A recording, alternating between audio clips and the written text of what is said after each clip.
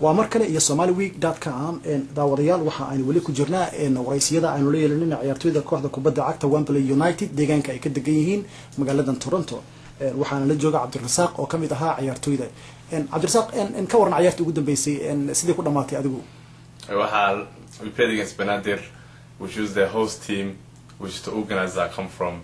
We had a difficult game with them. We played in the group stage, which they beat us last minute, which was some little conversation with the referee and the organizer. Some people said that added extra time they paid the referee.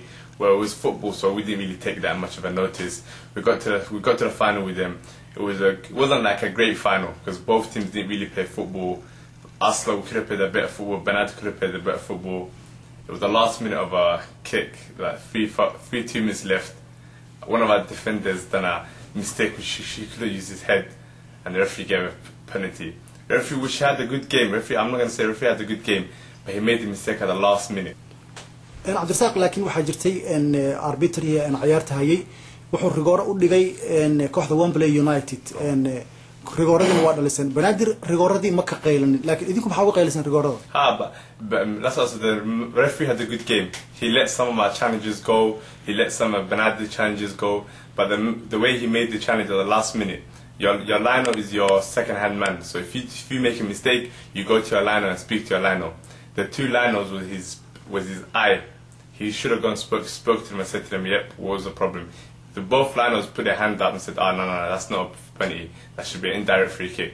He didn't speak to him, said, no, I've made my final decision, that's a penalty. At the last minute, which was a bit thing, because these people come to see a final, and I think he kind of disappointed them. And Abdirisaq idinku ciyaarta waa ka baxdeen go'aankii uga baxdeen macalinka ma idin weydiisteen inaad ka baxdaan idinka ma xanaaqay oo ciyaarta ka baxdeen si ciyaarta uga baxdeen personally, I'm not, some of my players, this is football, it happens, sometimes you get it, sometimes you don't get it. Some of my players are 2 centre backs, some of my full backs. Me personally, I thought, okay, it's a penalty, we got to the final. If they miss, they miss. If they score, they score. But our manager saw another eye to it. He thought we got cheated, which some of our players thought we got cheated as well. So we just walked off the pitch. That's the best thing we can do, because this whole tournament has been an up and down. And the organisation's been poor, timekeeping's been poor, players been hired just for one game. So that's why the whole tournament been a shambles. So that's why we walked off the pitch.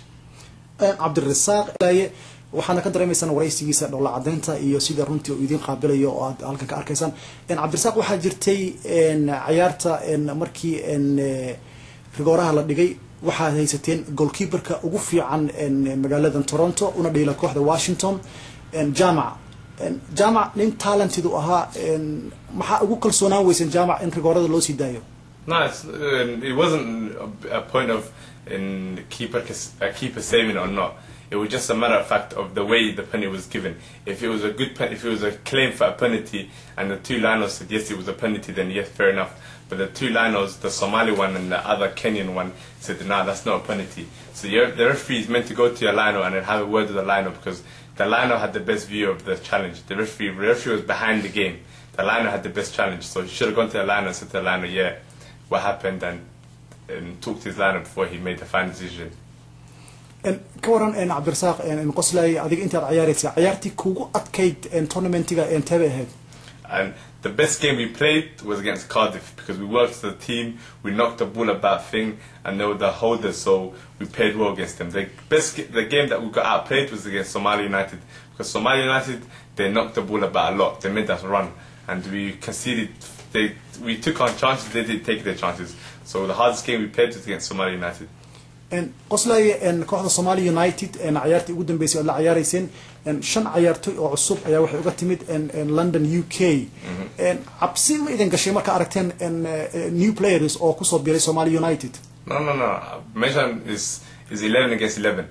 You're a man, I'm a man. So we wasn't scared, but we knew they had the upper hand. They knew if we didn't take our chances, they were going to punish us.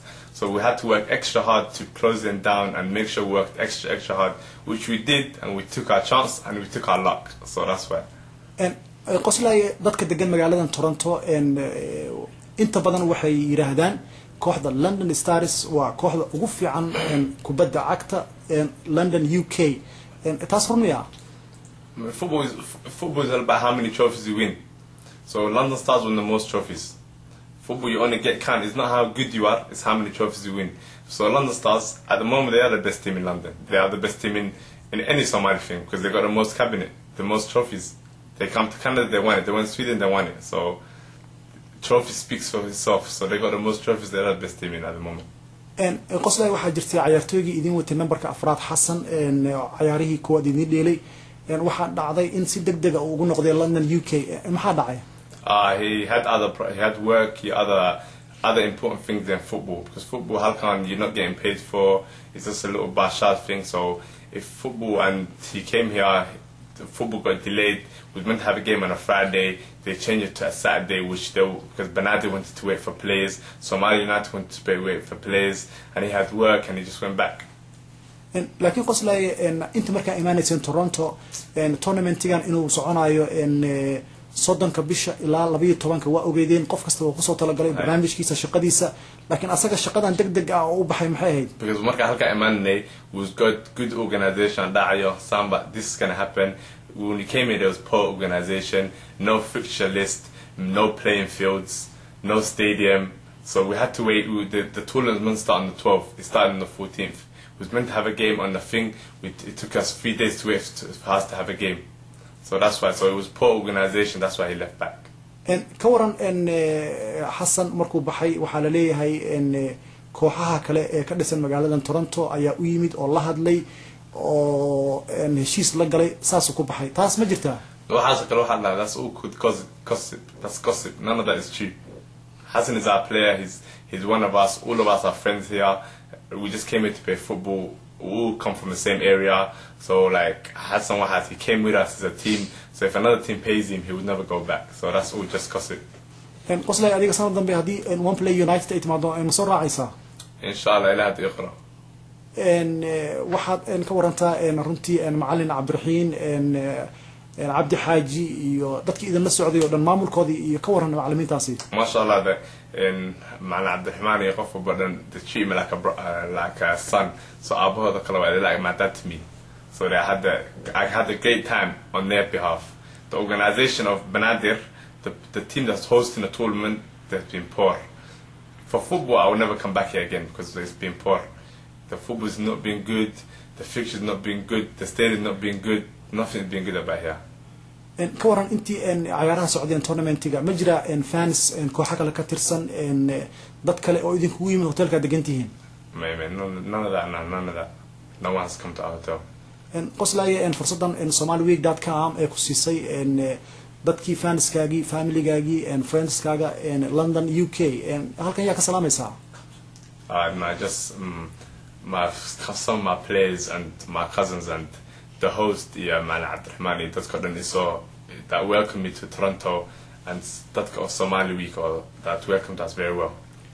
كورن كوا London in UK هل كان كذا وانا I would like to say hi to everyone and thank you for watching the show. aad iyo aad uma santahay Abdirisaq Qoslaye oo ka tirsan kooxda kubadda cagta Wembley United oo ciyaarihii finalka isugu soo baxay ayaga iyo kooxda Benadir ciyaartaasi dhamaadkeedana ku dhamaatay buuq kadib markii Rigore arbitraha koowaad ee gudaha ku jiray uu dhigay balse calan walihii uu diiday taasna ay keentay buuq kooxda Wembley United-na ay ka baxday ciyaarta barnaamijkii intaas ayaan ku soo gabagabeynayna anigoo Mohyadin Jaamac Somali Week ila kulanti dambe amaana Allah.